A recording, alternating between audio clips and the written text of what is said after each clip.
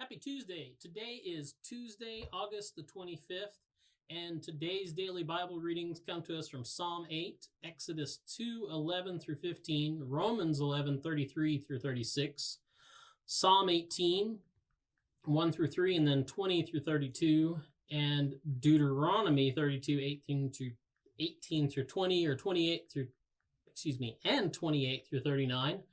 And then you would end up again with Romans 11. And I'm actually, once again, going to pay attention to Romans and talk about these unclaimed riches that Paul is talking about here. Well, he doesn't really use the term unclaimed riches, but it makes me think of, he's talking about God's knowledge and wisdom, really, as he says, "Oh, the depths of the riches and wisdom and knowledge of God."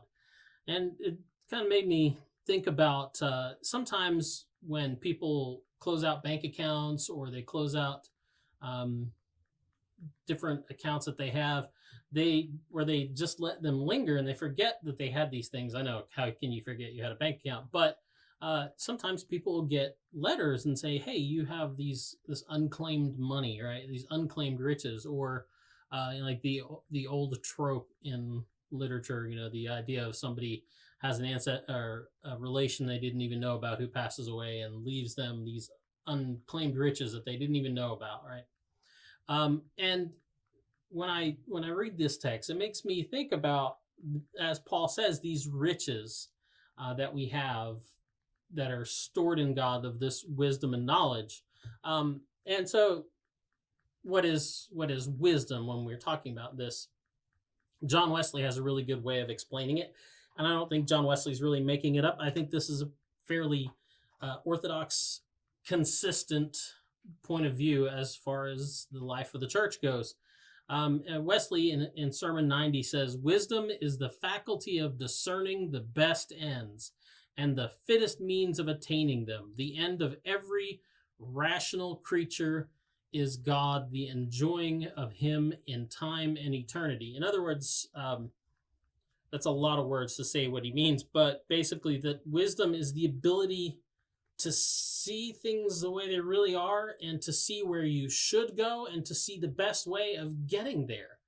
And the part of that wisdom, part of actually having wisdom, is then finding that your best end, your final end, knowing that the end of all your happiness, the kind of, when he says end, he doesn't mean like end of the road, but like the goal to which you're traveling is God himself, and enjoying him, being in his presence. In other words, true wisdom means knowing that God is the point of your life and the point of true happiness in your life. And so the problem, though, is that in this, our wisdom and our knowledge they're kind of limited. So we have this depth of riches, as Paul tells us, within God's person and God's being that we can share in. And as Wesley would say, or has told us, that the first step of sharing in that is realizing that God himself is the source, is our end of being, is our source of happiness. So Paul, he compares God's wisdom and knowledge to this deep treasure store from which all good flows. And once again, as Wesley puts it, this is from Sermon, I got to add up the Roman numerals for I got to, so LXVI.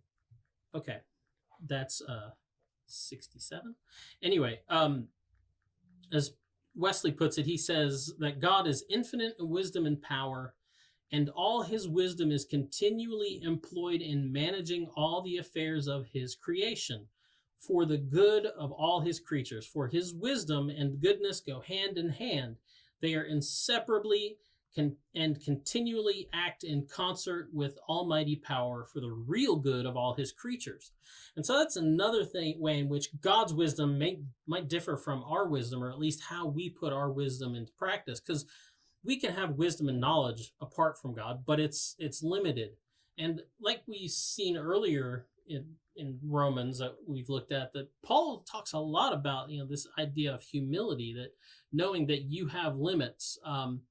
And when human knowledge and human wisdom is kind of detached from that humility and doesn't seek God as its end, it really only works and seems to work and strive for its own good. Whereas God's wisdom and knowledge, in addition to being, infinite in its glory and everything, is also firmly directed towards the good, not just for God's own sake, if it's a thing, but also for the good of everything that he has created. And that's the focus of our faith as Christians. We put faith in this notion that God, infinite in wisdom and power and grace, is working for our best end, and not just my best end, not just your best end, but for the best ends of people we don't even know, and for the best end of this entire creation, this entire universe in which we dwell.